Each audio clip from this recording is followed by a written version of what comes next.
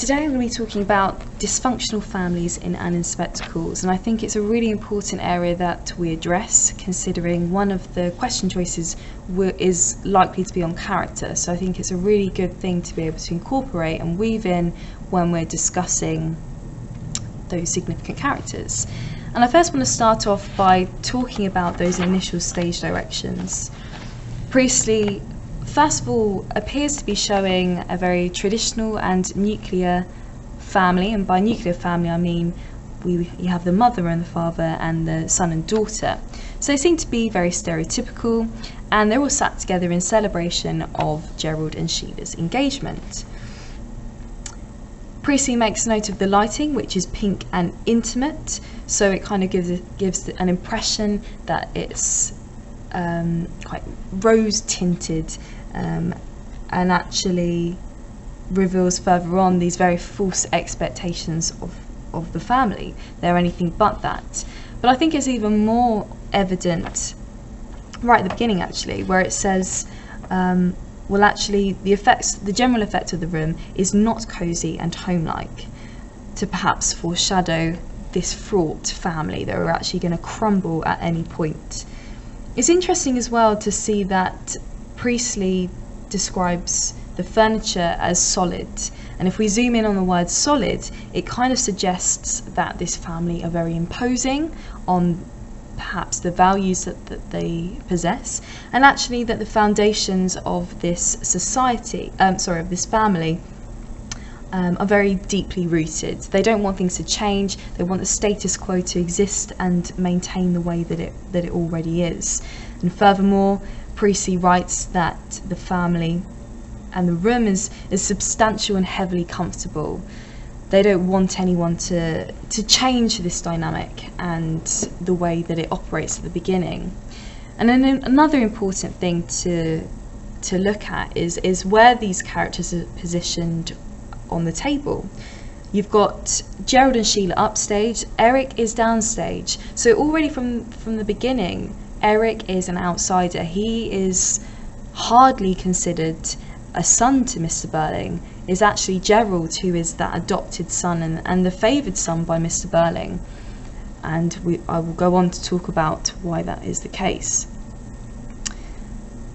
But even, stemming from that pink and intimate lighting, it seems that the very encounters between the family are very superficial and forced. You've got that with the empty epithets of the language used by Sheila and lots of other characters at the beginning. An empty epithet is it's basically a word that's very fluffy, like lovely, ridiculous. They're words that don't really mean anything. So even the language between the characters is very fake.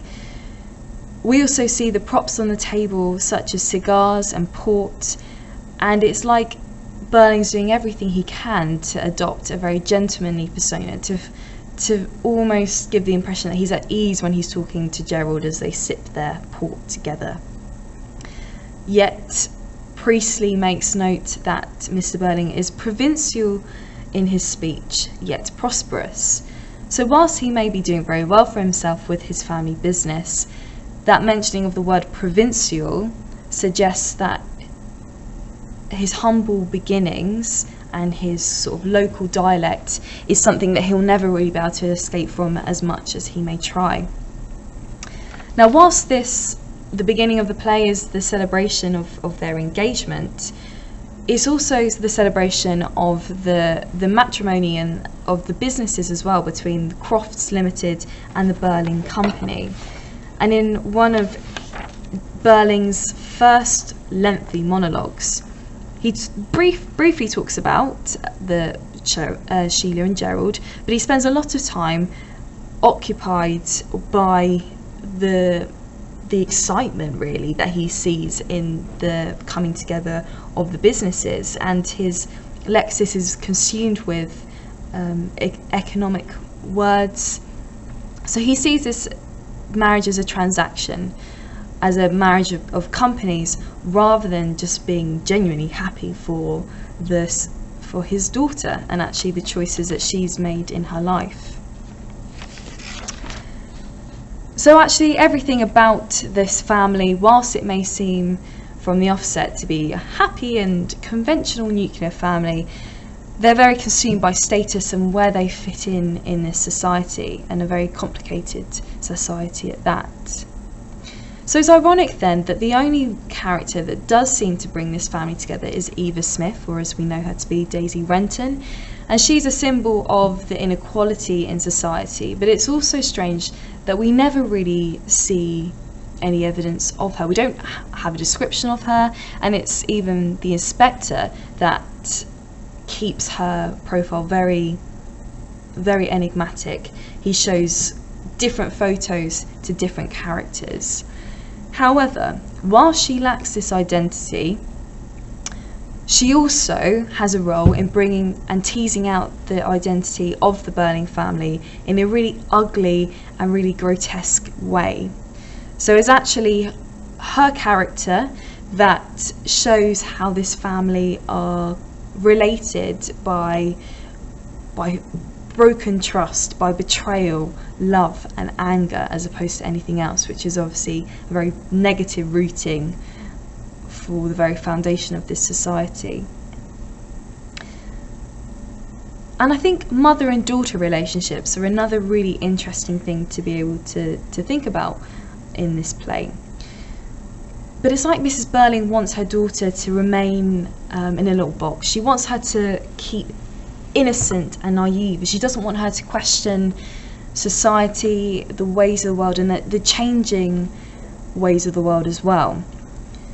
So rather than wanting the best for her daughter, for her to be ambitious and actually challenging those patriarchal norms, she wants her to comply with them.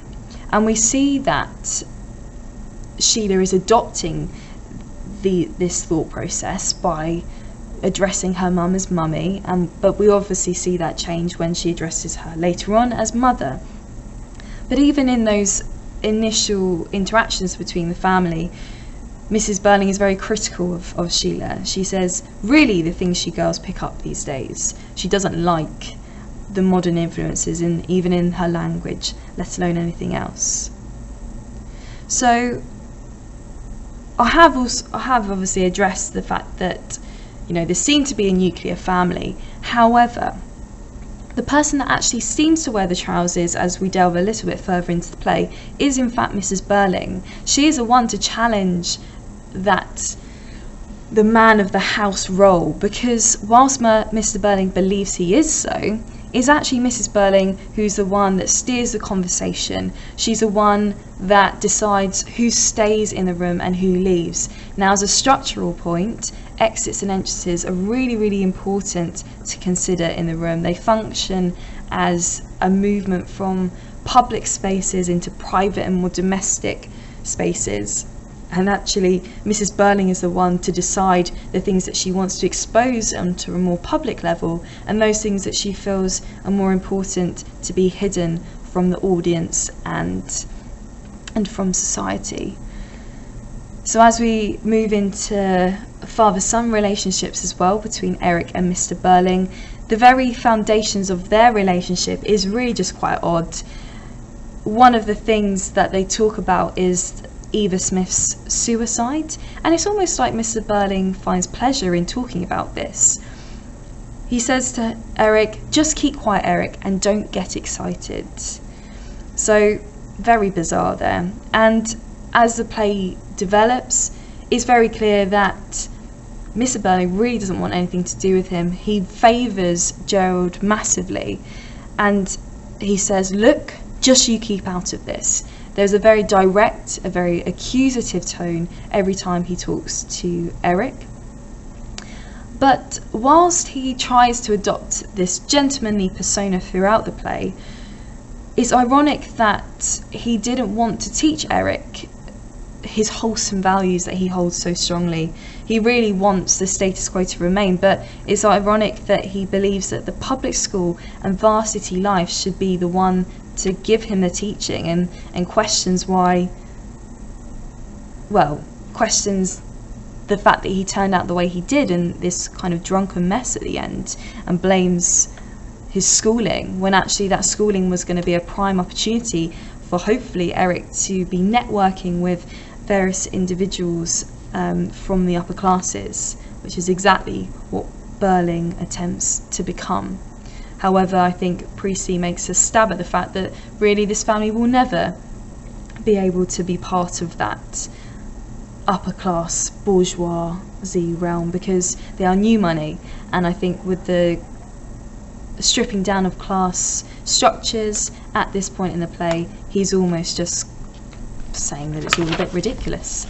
So I think, in summary, when you're talking about family and characters in this play, it's really important to note how this is a very dysfunctional one. It's one that appears on the outset to be doing all the things we'd expect a normal family to do, sitting around and having a celebratory meal, but actually there are clues, and very obvious clues throughout, to suggest that really they're anything but this.